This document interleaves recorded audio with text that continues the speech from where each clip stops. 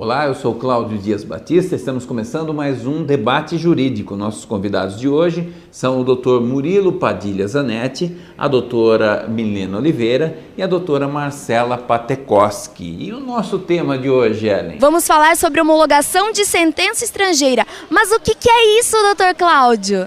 Parece complicado, né, Ellen? A homologação de sentença estrangeira é uma ação que corre no STJ. O objetivo dessa ação é validar uma decisão, uma sentença que foi proferida fora do Brasil, em outro país. Por exemplo, um casal de brasileiros que vai para o Japão. Eles estão vivendo lá, chega lá, começa a se desentender, divorciam lá. Lá no Japão é engraçado porque as pessoas se divorciam na prefeitura. Vai até a prefeitura e faz o divórcio lá.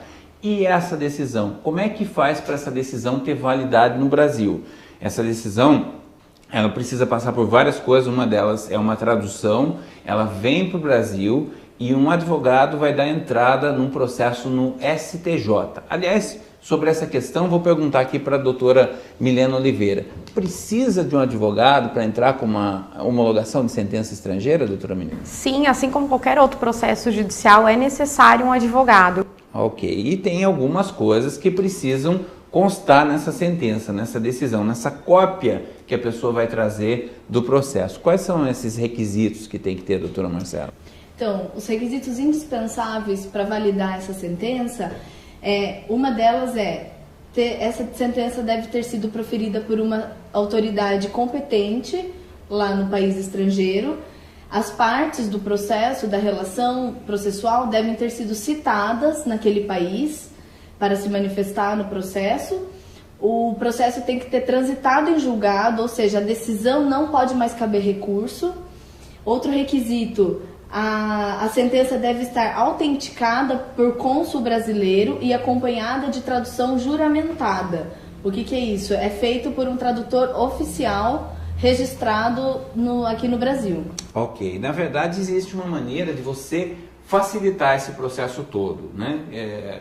Ao invés de citar novamente, o processo de homologação estrangeira é um processo diferente, não é mais aquele processo que existia lá. O processo de divórcio, os dois concordaram, ótimo, mas agora, para homologação de sentença estrangeira, existe um momento em que os dois precisam saber, como qualquer outro processo. Por exemplo, a pessoa não quer que seja homologado o divórcio dela aqui no Brasil. Ela tem direito de se defender. Praticamente sem chance de defesa. Esse divórcio vai ser homologado. Mas ela precisa ter a oportunidade. Existe uma maneira de cortar esse caminho, né, doutor Murilo? Isso, exato. Caso exista uma carta de anuência das partes, esse processo é muito rápido. Chega a durar em média 3 meses a 4 meses e já consegue chegar a um resultado final tendo a homologação. Caso não exista essa carta de anuência, tem que ser citada essa pessoa no estrangeiro, através de uma carta, para que ela se manifeste aqui no Brasil. Isso leva bastante tempo. Isso, geralmente 1 ano, um pouco mais talvez. Ok. A tradução juramentada, a pessoa já deve ir pegando os documentos. Como é que deve fazer com relação à homologação de sentença, doutora Marcela? Não, primeiramente a gente sempre orienta os clientes, as pessoas que têm esse interesse em homologar uma sentença estrangeira, procurar um advogado, porque o advogado é especialista na área, ele vai saber exatamente o passo a passo para chegar nessa homologação. Olha, uma coisa interessante que a doutora Marcela está falando aqui é justamente isso. Tem gente que vai ver a relação, entra no site aí, vê a relação e começa a buscar os documentos. Aí ela pega, por exemplo, a sentença e na sentença lá não constou que a pessoa foi citada.